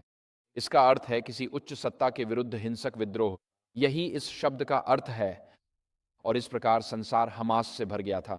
यह हिंसा से, नास्तिक हिंसा से भर गया था। इसलिए जल प्रलय परमेश्वर की दया है, क्योंकि अगर संसार हिंसा से भर जाए तो कमजोर, महिलाएं, बच्चे और बुजुर्ग सबसे अधिक पीड़ित होते हैं। और इसलिए जब उन्होंने अक्षम्य पाप किया तो जल प्रलय लाना परमेश्वर की दया थी। शास्त्र में अगला उदाहरण है सदोम और अमोरा, जो अपनी दुष्ट आदतों में इतने रमे थे कि परमेश्वर उनकी दुष्टता और सहन नहीं सकते थे। वास्तव में परमेश्वर ने सदोम और अमोरा को नष्ट करने से पहले कोई चेतावनी नहीं भेजी। उन्होंने बस उसे नष्ट किया। उत्पत्ति 18 में वह यह देखने नीचे आए कि उनकी दुष्टता उतनी बुरी है जितना सब कहते थे। संदेश नहीं था। सदोम और अमोरा के पास दया का संदेश नहीं आया। वे अपूरणीय रूप से दुष्ट थे और अपनी दुष्टता से पश्चाताप नहीं किया। प्राचीन संसार में अन्य नगर भी थे, जैसे नीनवे, जहां परमेश्वर ने सोचा कि यदि दया का संदेश वाहक वहां जाए तो वे सुनेंगे और पश्चाताप करेंगे। उन्होंने अक्षम्य पाप नहीं किया था, लेकिन सदोम और अमोरा इतनी गहराई तक दुष्टता में डूबे थे कि वे पश्चाताप नहीं कर सकते थे और उन्हें कोई संदेश वाहक नहीं मिला, इसलिए वे नष्ट हो गए। फिर आप पुराने नियम में राजा शाऊल को पाते हैं, और राजा शाऊल मनुष्य का एक चित्र है। वह जानबूझकर पाप में बना रहा, यहां तक कि जब परमेश्वर ने शमूएल को उसे चेतावनी देने भेजा। जब शाऊल जानबूझकर पाप में बना रहा, तो हम पहला शमूएल 16 में पढ़ते हैं कि दाऊद का अभिषेक हुआ और परमेश्वर का आत्मा उस पर आ गया। 2 पद बाद शायद बाइबल का सबसे दुखद वचन राजा शाऊल के बारे में कहता है कि पवित्र आत्मा उसे छोड़ गया। इसका सीधा परिणाम यह हुआ कि एक दुष्ट आत्मा शाऊल पर आ गई। जब पवित्र आत्मा ने शाऊल को छोड़ दिया, तब वह अब पवित्र आत्मा की विनती के लिए खुला नहीं रहा। इसका परिणाम यह हुआ कि शाऊल ने अपने मन का नियंत्रण गिरे स्वर्गदूतों को सौंप दिया। फिर आपके पास हेरोदेस महान की कहानी है। यहाँ उसकी तस्वीर है यूहन्ना बपतिस्मा देने वाले के साथ। हेरोदेस यूहन्ना की बातें सुनता था। वह यूहन्ना बपतिस्मा देने वाले के उपदेशों से आकर्षित था, लेकिन उनकी हत्या के बाद हेरोदेस ने उच्छृंखल जीवन शैली और हत्या पर घमंड कर अपना हृदय कठोर कर लिया। और जब मसीह को यरूशलेम में हेरोदेस के महल में उसके सामने पेशी के लिए लाया गया, तो सुसमाचार हमें बताते हैं कि मसीह ने हेरोदेस से कुछ भी नहीं कहा। मसीह ने हेरोदेस से कुछ भी नहीं कहा। क्या लगता है, मसीह हेरोदेस के हृदय से अपील कर सकते थे? मसीह हेरोदेस से कह सकते थे कि वह लौट आए, लेकिन नहीं, मसीह ने कुछ नहीं कहा। वह हेरोदेस के सामने मौन रहे। मसीह हेरोदेस के सामने मौन क्यों रहे? हमारे पास डिजायर ऑफ एजेस, पुस्तक के पृष्ठ 730 से यह उद्धरण है। इसमें लिखा है, मसीह की चुप्पी सबसे कठोर फटकार थी जो वे दे सकते थे। हेरोदेस ने सबसे महान भविष्यद्वक्ता की कही सच्चाई ठुकरा दी थी और अब उसे कोई और संदेश नहीं मिलना था। भले ही मसीह ने हेरोदेस से मुलाकात की और हेरोदेस मसीह से सवाल पूछने की कोशिश कर रहा था, हेरोदेस पहले ही खो चुका था, क्योंकि उसने यूहन्ना बपतिस्मा देने वाले, जो सभी भविष्यद्वक्ताओं में सबसे महान थे, के संदेश को ठुकरा दिया था। इसलिए मसीह के पास उसे कहने को कुछ नहीं था। हेरोदेस एक चलता फिरता मुर्दा था। वह सोचता था कि वह यीशु का न्याय कर रहा है, लेकिन यीशु की चुप्पी हेरोदेस पर न्याय थी। उसने अपने हृदय को पवित्र आत्मा के प्रति कठोर कर लिया था। फिर यहूदा है जिसने यीशु को ठुकरा दिया। ऊपरी कक्ष में दया के बार बार दिए गए प्रस्ताव को ठुकराने के बाद जब वह मसीह के साथ विश्वासघात पूरा करने के लिए बाहर गया, तो हम यूहन्ना 13:22-30 में पढ़ते हैं कि जैसे ही वह यीशु को छोड़कर बाहर गया और अंधकार में चला गया, जैसा कि शास्त्र कहता है, वह अंधकार में चला गया और रात थी और शैतान उसमें प्रवेश कर गया। और एक बार फिर आपके सामने एक ऐसे व्यक्ति की तस्वीर है जिसने पवित्र आत्मा की प्रेरणाओं को ठुकरा दिया है, आत्मा की विनती को अस्वीकार कर दिया है कि वह पाप से मुड़ जाए, और अंततः पवित्र आत्मा उसे छोड़ देता है। और जैसे शाऊल की कहानी में हुआ, अब यहूदा की कहानी में भी वे या तो शैतान या किसी दुष्ट आत्मा से भर जाते हैं। इस प्रकार अक्षम्य पाप आपको दुष्ट आत्माओं के नियंत्रण में जैसे कि पूरी तरह से छोड़ देता है। यहूदी नेताओं के बारे में पढ़ें जिन्होंने यीशु को लाजर को मृतकों में से जिलाते हुए देखा था, यूहन्ना 19 में, और विश्वास में यीशु की ओर मुड़ने के बजाय, तो यूहन्ना 11 में मसीह में विश्वास करने के बजाय वे यरूशलेम लौट गए ताकि उसकी हत्या की साजिश रच सकें। हम रिव्यू एंड हेराल्ड में पढ़ते हैं, इसमें लिखा है कि उन्होंने लगातार प्रकाश को अस्वीकार किया और पवित्र आत्मा की प्रेरणाओं को दबा दिया। ईश्वर के विरुद्ध उनके विद्रोह की दुष्टता हर एक लगातार विद्रोही कार्य के साथ और भी तीव्र होती गई। हर दिन पश्चाताप करने से इनकार करते हुए यहूदी नेता अपने विद्रोह को फिर से अपनाते थे और जो उन्होंने बोया था उसे काटने की तैयारी करते थे। आप कल्पना कर सकते हैं, अगर आप यीशु को किसी को मृतकों से जिलाते देखें और आपकी प्रतिक्रिया हो कि हमें इस आदमी को मारना है। मेरा मतलब है, उनके दिल कितने कठोर रहे होंगे कि लाजर के मृतकों में से जी उठने पर भी वे नहीं पिघले। वे यरूशलेम लौटते हैं, यीशु को मारने का ठानते हैं, क्योंकि उन्हें डर है कि पूरी जाति उसके पीछे चल पड़ेगी। ईर्ष्या के कारण ऐसा करते हैं। वे ऐसा इसलिए करते हैं क्योंकि वे अपने पद, शक्ति और समाज में प्रतिष्ठा बचाना चाहते हैं। जैसा तब था, आज भी है। जब भी सत्ता में लोग खतरे में होते हैं, वे सत्य बोलने वालों पर रद्द संस्कृति थोपते हैं, और रद्द संस्कृति हमेशा और केवल शक्तिशाली लोग ही खुद की रक्षा के लिए थोपते हैं। गरीबों के पास रद्द संस्कृति थोपने की क्षमता नहीं होती। इसलिए यहूदी धार्मिक नेता जो समाज में अपनी शक्ति और पद बचाना चाहते थे, यीशु को हमेशा के लिए रद्द करने के लिए दृढ़ थे, क्योंकि जो वह कह रहे थे वह यहूदी राष्ट्र में उनकी शक्ति के लिए खतरा था। इसी तरह हमारे पास पुराने और नए नियम में ये उदाहरण हैं, हेरोद, शाऊल, यहूदा, फरीसी, सदूकी। इन लोगों में हमने देखा, हमारे पास परमेश्वर की प्रजा में एक राजा, एक शिष्य और सनहेड्रिन के सदस्य हैं, और इन सभी ने अक्षम्य पाप किया। ये परमेश्वर की प्रजा के धार्मिक और आध्यात्मिक नेता थे, और ये सभी अक्षम्य पाप करने में लगे थे, और उन्होंने खुद को दुष्टात्माओं के नियंत्रण के लिए खोल दिया। और मसीह के दूसरे आगमन से पहले इस संसार के अधिकांश धार्मिक लोग भी दुष्टात्माओं के नियंत्रण में आ जाएंगे, और वे पवित्र आत्मा के विरुद्ध अक्षम्य पाप करेंगे। और यह एक गंभीर सच्चाई है जिस पर हमें आज सुबह विचार करना चाहिए। सिर्फ चर्च में बैठना गारंटी नहीं देता कि मैं गेहूं के बीच पाया जाऊंगा। चर्च के भीतर कंटीले पौधे भी होंगे और गेहूं भी। गेहूं ने पवित्र आत्मा के नियंत्रण को स्वीकार किया होगा, जबकि कंटीले पौधों ने मसीह की देह में शैतान के नियंत्रण को स्वीकार किया होगा। और इसलिए जैसे जैसे अंत निकट आता है, हम यहां से थर्ड सेलेक्टिव मैसेजेस का उद्धरण देंगे। परमेश्वर के सेवकों की गवाही और भी निर्णायक शक्तिशाली होगी, जो सत्य के प्रकाश को त्रुटिपूर्ण व्यवस्थाओं, धार्मिक त्रुटि और उत्पीड़न पर उजागर करेगी, जिन्होंने इतने समय तक सर्वोच्चता रखी है। प्रभु ने हमें इस समय के लिए संदेश भेजे हैं ताकि मसीहियत को शाश्वत आधार पर स्थापित किया जा सके, और जो वर्तमान सत्य में विश्वास करते हैं उन्हें अपनी बुद्धि में नहीं, परमेश्वर में खड़ा रहना चाहिए और कई पीढ़ियों की नींव फिर से स्थापित करनी चाहिए। इनका उल्लेख स्वर्ग की पुस्तकों में होगा। दरारों की मरम्मत करने वाले, रहने के मार्ग पुनर्स्थापित करने वाले के रूप में हमें सत्य बनाए रखना है, क्योंकि यह सत्य है, चाहे सबसे कटु विरोध का सामना ही क्यों न करना पड़े। और सिस्टर वाइट यहाँ केवल संसार की नहीं बल्कि कलीसिया की बात कर रही है। कि दरारों की मरम्मत करने वाले कलीसिया के भीतर खड़े होंगे और उन्हें सबसे कटु विरोध का सामना करना पड़ेगा, क्योंकि वे सत्य बोलते हैं। और जो लोग उनका विरोध कर रहे हैं वे सत्य का विरोध कर रहे हैं। ये सब कलीसिया में भी हो रहा है, क्योंकि वे रद्द संस्कृति और उत्पीड़न थोप रहे हैं। इसका अर्थ है कि कलीसिया के शक्तिशाली नेता शैतान के नियंत्रण में आ गए हैं और वे सत्य के संदेश वाहकों को अस्वीकार कर रहे हैं। इसलिए अनुग्रह के समय के समाप्त होने से पहले परमेश्वर की कलीसिया में कई लोग अक्षम्य पाप कर चुके होंगे। वे अपने मन शैतान के नियंत्रण में दे चुके होंगे और परमेश्वर के संतों पर उत्पीड़न लाएंगे। जहां सत्य प्रचार होता है, विवाद होता है। क्या आप यहां कंट्रोवर्सी या कंट्रोवर्सी कहते हैं?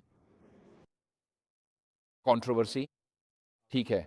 हम इस पर विवाद नहीं करेंगे कि कंट्रोवर्सी कैसे उच्चारित हो। इंग्लैंड में हम एद ग्रेट कंट्रोवर्सी कहते हैं, यहां इसे कंट्रोवर्सी कहते हैं। मुझे बताने दीजिए, विवाद सत्य के प्रचार से नहीं बल्कि उसके अस्वीकार से होता है। जहां भी सत्य का प्रचार होता है और शैतान उसे छुपाना चाहता है, वहां वह विवाद खड़ा कर देता है ताकि लोगों का ध्यान भटके। अक्सर प्रचारकों को प्रचार स्थलों से प्रतिबंधित कर दिया जाता है, क्योंकि उन पर आरोप लगता है कि वे विभाजनकारी या विवादास्पद हैं। लेकिन यह सत्य का प्रचार ही है जो प्रतिक्रिया उत्पन्न करता है, और सत्य का अस्वीकार ही उस विवाद का कारण बनता है। तो जब लोगों को प्रचार करने से प्रतिबंधित किया जाता है, यह यहाँ सामान्य रूप से है। जब किसी को प्रचार करने से इसलिए प्रतिबंधित किया जाता है क्योंकि वे विभाजनकारी या विवादास्पद हैं, तो संभवतः इसका कारण यह है कि वे सत्य बोलने वाले हैं और लोग उस मंडली में सत्य का प्रचार नहीं चाहते। शैतान प्रचारकों पर यह लेबल लगा देता है कि वह विवादास्पद या विभाजनकारी प्रचारक हैं, जिससे चर्च उनके लिए बंद हो जाते हैं और शैतान परमेश्वर के लोगों से सत्य छुपा लेता है। जब आप सुनते हैं कि कोई विवादास्पद या विभाजनकारी प्रचारक या व्यक्ति है, तो वहीं आपको ध्यान देना चाहिए। क्यों? हो सकता है वे हमेशा सच ना बोलें, लेकिन वे कुछ ऐसा कह रहे हैं जो मायने रखता है। हमें अपने मन में यह तय करना चाहिए कि क्या सत्य है और क्या असत्य। एक थिस्सलुनीकियों 5:12 कहता है, सब बातों की जांच करो, जो अच्छा है उसे पकड़े रहो। तो जब किसी को विवादास्पद या विभाजनकारी कहा जाता है, हमें सब बातों की जांच करनी चाहिए। हमें उनके कहे को परमेश्वर के वचन अनुसार परखना चाहिए। हमें बेरेया के मसीही बनना है, और शैतान अक्सर किसी सत्य प्रचारक को चुप करा देता है, क्योंकि उन्हें विवाद या विभाजन का प्रचारक कहकर लेबल कर दिया जाता है, खासकर उन लोगों द्वारा जो कलीसिया में अपनी शक्ति या प्रतिष्ठा को खतरे में नहीं डालना चाहते। इसलिए जब सत्य का प्रचार होता है तो विवाद रहेगा। मसीह के समय की तरह आज भी सत्य बोलने वालों की सलाह को हमारे आत्मिक नेता अस्वीकार करते हैं, जिससे वे अच्छे गेहूं के बजाय जंगली घास, कुश बन जाते हैं, क्योंकि वे अक्षम्य पाप करते हैं, पवित्र आत्मा को अस्वीकार करते हैं और अपने मन का नियंत्रण शैतान को सौंप देते हैं। और यही सत्य है, यही सत्य है। तो फिर अनुग्रह के समय के समाप्त होने के बारे में क्या? क्या आपने कभी सोचा है कि अनुग्रह के समय का अंत कैसा होता है? यह वाक्यांश आपने सुना होगा। यह अवधारणा गेहूं और जंगली घास, कुश की दृष्टांत में महत्वपूर्ण है। और क्यों? क्योंकि मत्ती 13 में यीशु जिस कटाई की बात कर रहे हैं वह दूसरा आगमन नहीं है। यीशु जिस कटाई की बात कर रहे हैं वह अनुग्रह के समय के अंत में होती है, जब मानवता के लिए अनुग्रह का समय समाप्त होता है, ठीक उससे पहले जब मसीह आते हैं। बहन व्हाइट ने इसे क्राइस्ट्स ऑब्जेक्ट लेसन्स में बताया है। वह कहती हैं, गेहूं और जंगली घास दोनों को कटाई तक एक साथ बढ़ने दिया जाएगा और कटाई दूसरा आगमन है। क्या वह यही कहती हैं? नहीं, कटाई अनुग्रह के समय का अंत है वास्तव में। अब ऐसा क्यों है? हम सोचते हैं कि कटाई और स्वर्गदूतों का धर्मियों दुष्टों को इकट्ठा करना ही यीशु का पुनः आगमन है, लेकिन असल में ऐसा नहीं है। इस दृष्टांत में कटाई अनुग्रह के समय का अंत है। यह अनुग्रह के समय का अंत क्यों है? सरलता से कहें तो गेहूं और जंगली घास को परमेश्वर द्वारा जाना और वर्तमान में हो रहे पूर्व आगमन न्याय में अलग किया जाना चाहिए, और गेहूं व जंगली घास को परमेश्वर के मन में अलग और झात होना चाहिए, क्योंकि अंतिम 7 विपत्तियां केवल दुष्टों पर ही आती हैं। इसलिए मसीह के फिर से आने से पहले ही दुष्ट पहचाने जा चुके होते हैं। क्या आप इसे समझ रहे हैं? जब पृथ्वी के लिए अनुग्रह का समय समाप्त होता है तो सभी को पूर्व आगमन न्याय में विभाजित कर दिया जाता है। वे भेड़ें और बकरियां हैं, वे दुष्ट हैं, वे धर्मी हैं, वे गेहूं हैं और वे जंगली घास हैं। और यही वह समय है जब अनुग्रह के समय के अंत में यह विभाजन होता है, 7 विपत्तियां गिरने से पहले, क्योंकि अंतिम 7 विपत्तियां केवल अधर्मी, दुष्ट और अनंत विनाश के लिए ठुकराए गए लोगों पर ही आती हैं। और इसी कारण जो पूर्व आगमन न्याय अक्टूबर 1840 से चल रहा है, वह भी अनुग्रह के समय के समाप्त होने से पहले पूरा होना चाहिए। इसलिए परमेश्वर अभी भी हमारे विवाह के वस्त्रों की जांच कर रहे हैं। आप जानते हैं, जब आपको प्रचार के लिए बुलाया जाता है तो आपको खुद से पूछना पड़ता है कि किस विषय पर प्रचार करेंगे। ऐसे विषयों पर प्रचार करना आसान है जो लोगों को आकर्षित करते हैं और उनके कानों को अच्छा लगता है, लेकिन सच्चाई यह है कि हम अभी उसी पूर्व आगमन न्याय के द्वार से गुजर रहे हैं। हमें यह देखने को नहीं मिलेगा, CNN पर यह घोषणा नहीं होगी कि अनुग्रह का समय समाप्त हो गया है। लेकिन अगर आप आज चर्च से घर जाते समय मर जाते हैं तो आपके लिए अनुग्रह का समय समाप्त हो गया। हमें नहीं पता कि हमारा अनुग्रह का समय कब समाप्त होगा। जो हम जानते हैं वह यह है कि यह चल रहा है और परमेश्वर गेहूं और जंगली घास को अलग कर रहे हैं। जैसा कि हमने आज जिन उद्धरणों का उल्लेख किया है, उनमें देखा है कि जो परमेश्वर के आगे समर्पण करते हैं उनके लिए मसीह अद्भुत परिवर्तन लाते हैं, जिससे वे अंतिम न्याय के लिए तैयार हो सकते हैं। यदि हम प्रतिदिन यीशु की ओर देखें, न कि स्वयं की ओर, तो हमें पूर्व आगमन न्याय से डरने की आवश्यकता नहीं है। हम इसमें शामिल होना चाहते हैं ताकि ब्रह्मांड जान सके कि हम मसीह में हैं और उसकी धार्मिकता से ढके हैं। संसार एक व्यक्ति की आज्ञाकारिता से बचाया गया है और वह मेरी नहीं, बल्कि यीशु मसीह की पूर्ण आज्ञाकारिता है। और इसलिए जब नूह ने जहाज में प्रवेश किया, जैसा कि उत्पत्ति 7:16 में लिखा है, प्रभु ने उसे भीतर बंद कर दिया। बाढ़ आने से 1 सप्ताह पहले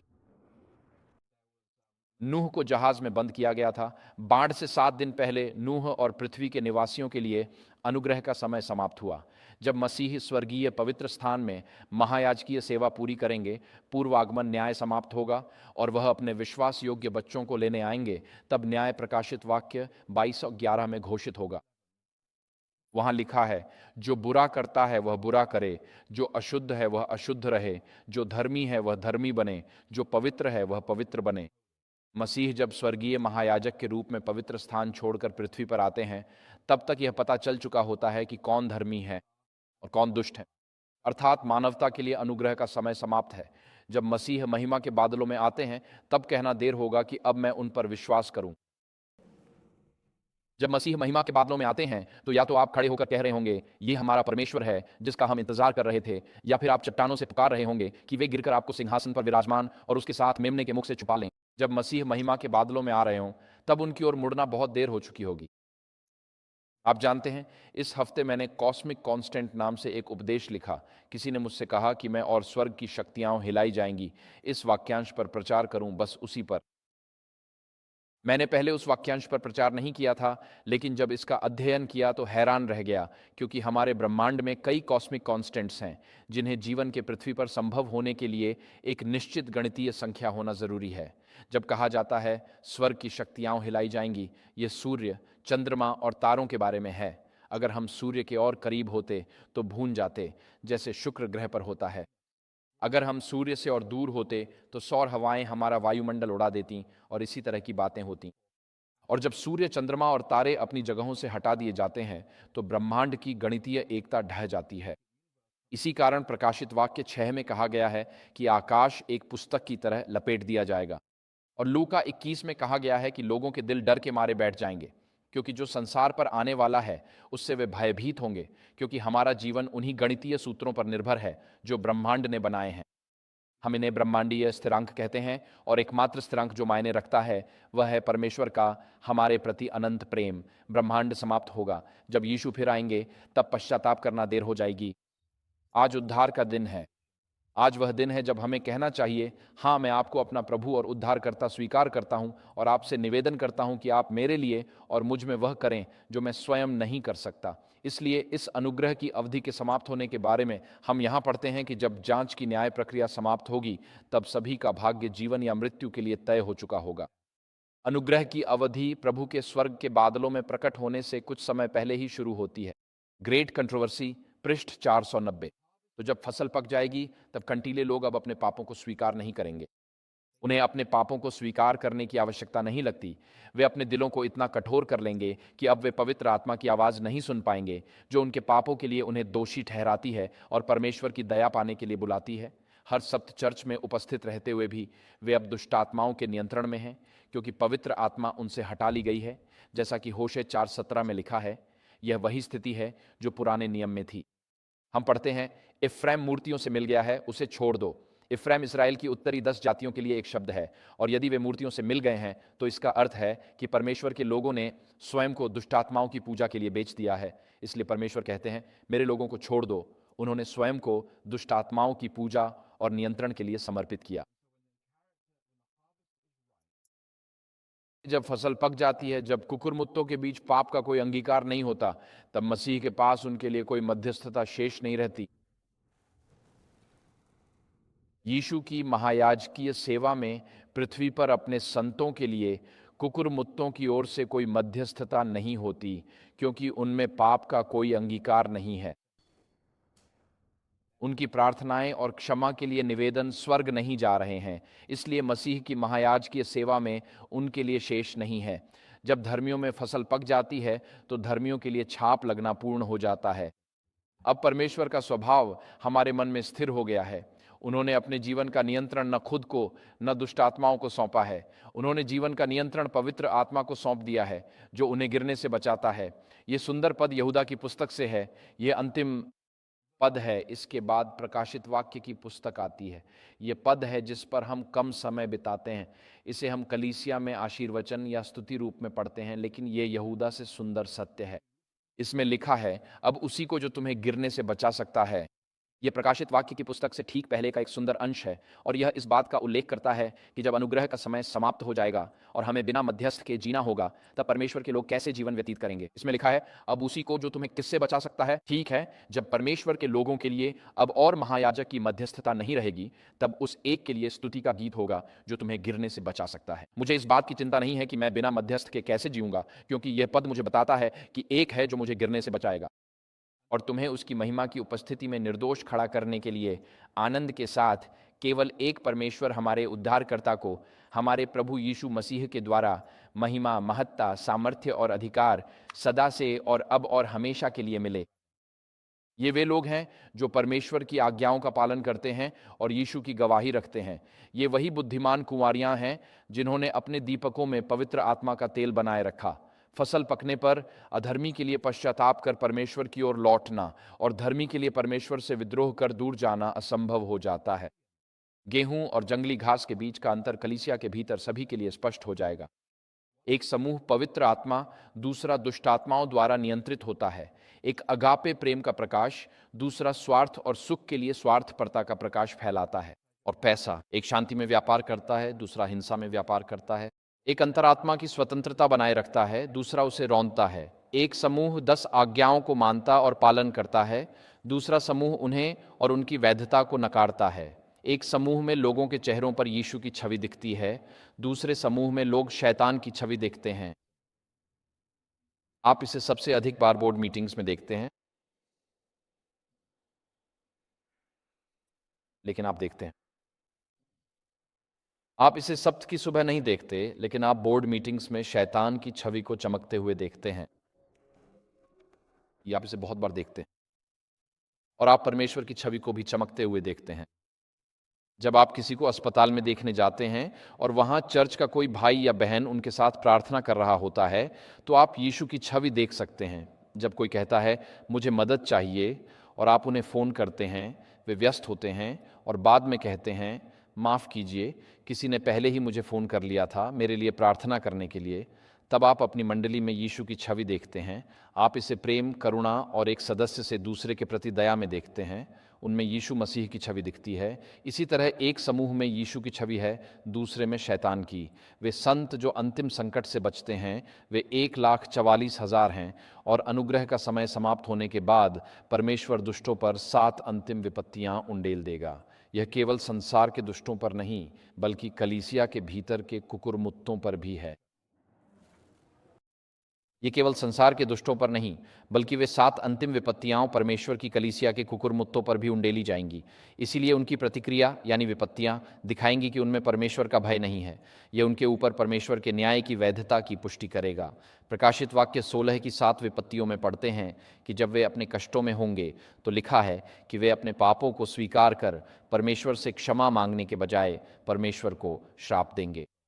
इसलिए विपत्तियों के प्रति उनकी प्रतिक्रिया परमेश्वर को श्राप देने और स्वीकार करने से इनकार करना है, यानी परमेश्वर के न्याय की वैधता उन्हीं 7 अंतिम विपत्तियों में दिखती है। उस समय गेहूं और धर्मी जब अनुग्रह का समय समाप्त होगा, उस समय को सहेंगे जिसे याकूब की संकट की घड़ी कहते हैं। ये संदर्भ यिर्मयाह 30:6-7 में है, जिसमें लिखा है, हाय वह दिन इतना महान है कि उसके समान कोई नहीं। यह याकूब के लिए संकट का समय है, फिर भी वह इससे क्या होगा, उद्धार पाएगा। यहाँ याकूब परमेश्वर के विश्वास योग्य लोगों का रूपक है और याकूब अपने संकट के समय में प्रवेश करता है। उसका नाम याकूब था, जिसका अर्थ है धोखेबाज, और उसके संकट के अंत में याकूब का नाम क्या था? इस्राएल, जिसका अर्थ है परमेश्वर का राजकुमार। इसी तरह याकूब के संकट के समय जब अंतिम विपत्तियां दुष्टों और कलीसिया के कुकुरमुत्तों पर गिरती हैं, तब परमेश्वर के संत अपने संकट से गुजरते हैं। और वह किस बात से बना होता है? तो पवित्र शास्त्र जो सिखाता है उसका सारांश यह है कि सबसे भयानक उत्पीड़न जो अनुग्रह के समय के समाप्त होने पर होंगे, वे परमेश्वर के विश्वास योग्य संतों पर आएंगे, जिन्हें पृथ्वी पर आने वाली विपत्तियों के लिए दोषी ठहराया जाएगा। प्रकाशित वाक्य 13-15 की मृत्युदंड की घोषणा अब की जाती है और मानव दया और करुणा पृथ्वी से समाप्त हो जाती है। कठिनाई का समय संसार और देखती हुई सृष्टि को दिखा देगा कि शैतान के नियंत्रण में आने वाली मानव सरकार वास्तव में कैसी होती है। क्या आपको लगता है कि आज हालात खराब हैं? रुकिए, जब सरकार और समाज पूरी तरह शैतान के नियंत्रण में चला जाएगा, तब देखिएगा। ये हिंसा, अनैतिकता, सामाजिक, आर्थिक और पर्यावरणीय पतन, घृणा और संघर्ष का उन्माद होगा। ऐसी तबाही जैसी हमने पहले कभी नहीं देखी होगी। महान संघर्ष, उसकी शुरुआत प्रस्तावना में यह कहा गया है कि शैतानी कौशल और चालाकी की सारी गहराइयाँ, युगों के संघर्षों के दौरान विकसित की गई सारी क्रूरता अंतिम संघर्ष में परमेश्वर के लोगों पर पूरी तरह से लागू की जाएगी। तो उस कठिनाई के समय में वही समय है जब परमेश्वर के लोगों पर, गेहूं पर पहले कभी न देखी गई तरह की सताव स्पष्ट रूप से दिखाई देगी। ऐसी नफरत और शैतानी क्रूरता का उफान जैसा हमने पहले कभी नहीं देखा। हम कहते हैं, अच्छा ये हमारे लिए थोड़ा सा कैसा दिखेगा। जैसे जैसे तूफान नज़दीक आता है, एक बड़ा वर्ग जो तीसरे स्वर्गदूत के संदेश में विश्वास का दावा करता था, लेकिन सत्य के प्रति आज्ञाकारिता के द्वारा पवित्र नहीं हुआ, वे अपनी स्थिति छोड़ देते हैं और विरोधियों की पंक्तियों में शामिल हो जाते हैं। दुनिया के साथ एकजुट होकर और उसकी आत्मा में भाग लेकर वे अब उन्हीं नज़रों से चीज़ों को देखने लगे हैं। परीक्षा में वे आसान और लोकप्रिय पक्ष चुनने को तैयार रहते हैं। प्रतिभाशाली और आकर्षक लोग जो कभी सत्य में आनंदित होते थे, अब अपनी शक्तियों का उपयोग आत्माओं को धोखा देने और गुमराह करने में करते हैं। वे अपने पूर्व भाइयों के सबसे कट्टर दुश्मन बन जाते हैं। जब सत्य मानने वालों को अपनी आस्था के लिए अदालत में पेश किया जाता है, तो ये धर्म त्यागी शैतान के सबसे प्रभावी एजेंट बनते हैं, जो उन्हें गलत तरीके से प्रस्तुत करते, आरोप लगाते और झूठी रिपोर्टों व इशारों से शासकों को उनके खिलाफ भड़काते हैं। मैं आपको ये बताना चाहता हूं, युद्ध का पहला शिकार सत्य होता है। आप जो कुछ भी कहेंगे उसे गलत तरीके से प्रस्तुत किया जाएगा। आप जो कुछ भी करेंगे उसकी निंदा की जाएगी। आप जिन बातों के लिए हमेशा खड़े रहे हैं, उन्हें समाज के सामने सबसे बुरी तरह से पेश किया जाएगा। यही होने वाला है। ये शैतान है जो परमेश्वर के संतों पर अपना क्रोध निकाल रहा है, क्योंकि वह जानता है कि वे अनंत काल के लिए सुरक्षित हैं और उसे पता है कि उसका समय कम है। यह यीशु मसीह के प्रति उसकी अंतिम प्रतिशोध की क्रिया है, जिसमें वह परमेश्वर के संतों को अनुग्रह के समय के समाप्त होने के बाद सताता है। 5 टेस्टिमोनीज में लिखा है, जब बहुसंख्यक हमें छोड़ देंगे, तब सत्य और धार्मिकता की रक्षा में खड़े रहना। जब योद्धा कम होंगे, तब प्रभु के युद्ध लड़ना, यही हमारी परीक्षा होगी। इस समय हमें दूसरों की ठंडक से गर्माहट, उनकी कायरता से साहस और उनकी गद्दारी से निष्ठा प्राप्त करनी होगी। राष्ट्र महान विद्रोही नेता अर्थात शैतान के पक्ष में होगा और यह विश्वासघात हमारी अपनी कलीसिया के भीतर से शुरू होगा। जब हमें सबसे कड़ी विरोध का सामना उन लोगों से करना पड़ेगा जिन्होंने पवित्र आत्मा के बजाय शैतान के नियंत्रण के आगे समर्पण कर दिया है, इस अंतिम संकट के दौरान अच्छी खबर यह है कि दानियेल की पुस्तक अध्याय 12 आयत 9-10 में लिखा है कि परमेश्वर के संतों का विश्वास उद्धरण शुद्ध किया जाएगा। मेरे पास वह पाठ यहां नहीं है। खैर, दानियेल 12:9 से 10 कहता है कि परमेश्वर के संत शुद्ध और उज्जवल बनाए जाएंगे और परखे जाएंगे। अब यह अंतिम संकट देखने वाली दुनिया के लिए एक उदाहरण होगा कि वे लोग जो पवित्र आत्मा से भरे हुए हैं, जिनका चरित्र उनके स्वर्गीय पिता के चरित्र को दर्शाता है, वे उन पर किए गए सबसे क्रूर उत्पीड़न का सामना कैसे करते हैं। ये एक परीक्षा की भूमि होगी, जैसे दिखाना कि जब शैतान पूरी ताकत से आपके खिलाफ हो, तब परमेश्वर का अनुसरण करना क्या है। यीशु ने उन अंतिम उथल पुथल भरे दिनों के बारे में कहा था जब लोग डर और अनिष्ट की आशंका से मूर्छित होंगे, क्योंकि स्वर्ग की शक्तियां हिलेंगी। तब वे मनुष्य के पुत्र को बादल में सामर्थ्य और महिमा के साथ आते देखेंगे। अब जब ये बातें हों तो खड़े हो जाओ और सिर ऊपर उठाओ, क्योंकि तुम्हारा उद्धार निकट है। उद्धरण समाप्त। हमारी गिरी हुई दुनिया के लिए यही हमारी एकमात्र और धन्य आशा है। परमेश्वर की कृपा से यह मेरी और आपकी भी आशा है। यीशु के दूसरे आगमन का वादा, जब सब कुछ फिर से नया कर दिया जाएगा और वह उनकी आंखों से हर आंसू पोंछ देगा। क्या आप जानते हैं वह वादा क्या है कि वह उनकी आंखों से हर आंसू पोंछ देगा? यह 1,44,000 लोगों की ओर संकेत करता है जो अंतिम संकट से गुजरते हैं। ईश्वर हमारे आंसुओं को देखता है और एक दिन वह वादा करता है, मैं तुम्हारे आंसू पोंछ दूंगा। ये परमेश्वर का वादा है। तो इस सुबह अपने सप्त स्कूल के लिए हम निष्कर्ष में क्या कहें? खैर, यहाँ यह शास्त्र वचन है, लेव्य व्यवस्था 20:26 कहती है, तुम मेरे लिए पवित्र रहोगे, क्योंकि मैं यहोवा पवित्र हूं और मैंने तुम्हें अन्य जातियों से अलग किया है कि तुम मेरे हो जाओ। परमेश्वर एक विशेष लोगों की खोज कर रहा है।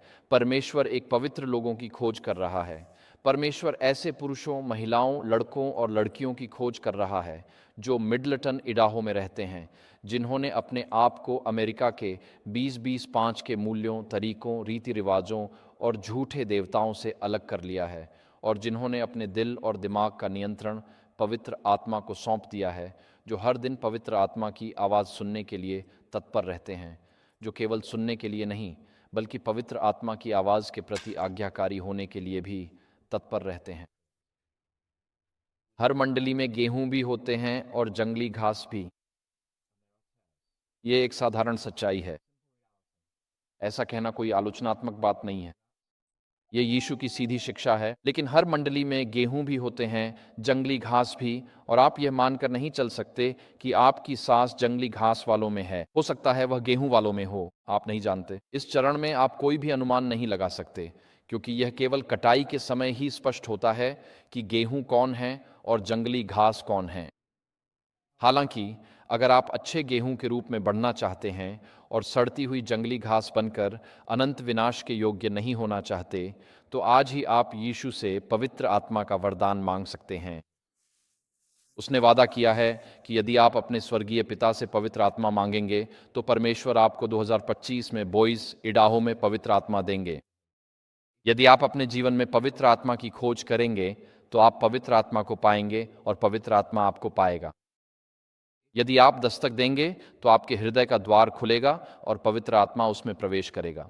आज मैं आपसे अपील करता हूं, चाहे आप युवा हों या वृद्ध, यदि आप चाहते हैं कि न्याय के समय आपको गेहूं के बीच गिना जाए, 1,44,000 में शामिल किया जाए और यीशु के दूसरे आगमन तक पहुंच सके, मैं भी उस घटना के लिए वहां रहना चाहता हूं।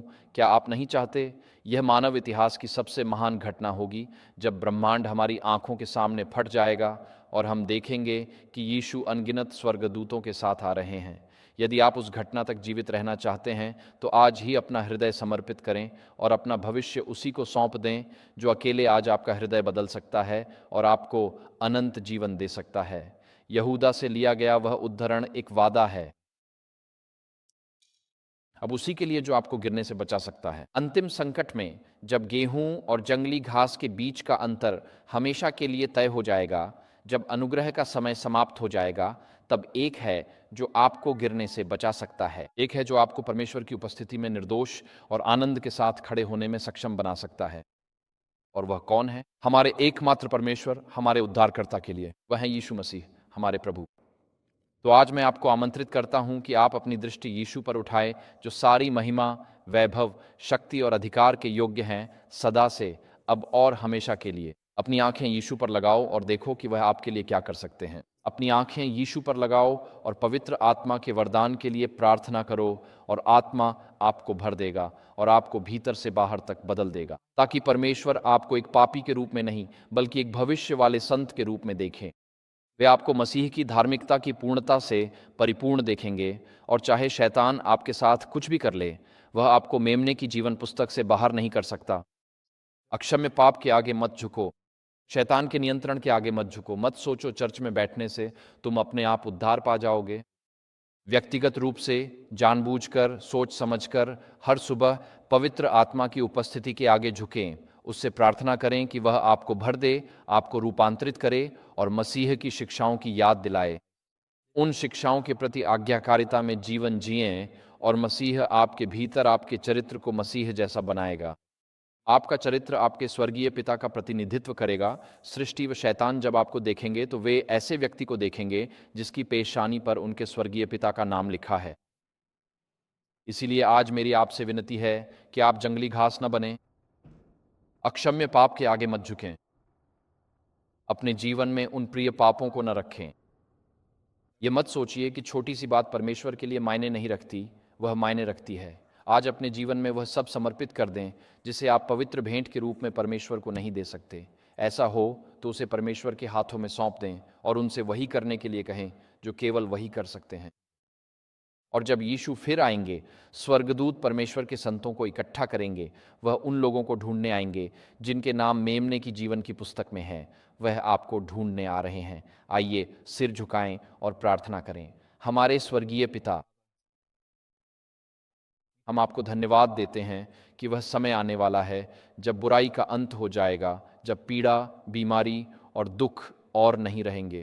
पिता, हम उस समय की प्रतीक्षा करते हैं जब न तो अवसाद रहेगा, न मृत्यु, न बीमारी, न तलाक, अब और निराशा नहीं रहेगी। पिता, हम उस दिन की प्रतीक्षा करते हैं जब सब कुछ फिर से नया कर दिया जाएगा और आप हमारी आंखों से हर आंसू पोंछ देंगे। उस क्षण तक पिता, हम में से प्रत्येक को अपने पवित्र आत्मा से भर दीजिए। पिता, आज हम अपने दिल, अपनी बुद्धि, अपने जीवन का नियंत्रण आपको सौंपते हैं, ये विश्वास करते हुए कि आप हमारे लिए उससे कहीं अधिक कर सकते हैं जितना हम कल्पना भी कर सकते हैं। ये प्रार्थना करते हुए कि आज से और आगे भी आप हमें इतना रूपांतरित कर दें कि इस संसार को केवल यीशु का एक शिष्य दिखाई दे, जिसकी प्रकृति हमारे स्वर्गीय पिता की पूर्णतः झलक हो। इसलिए प्रभु, हम प्रार्थना करते हैं कि आप यह चमत्कार हम में से प्रत्येक के जीवन में करें। हम आपके द्वारा हमारे लिए किए जाने वाले रूपांतरण के लिए पहले से ही धन्यवाद करते हैं। हम यीशु के पवित्र नाम में प्रार्थना करते हैं। आमीन।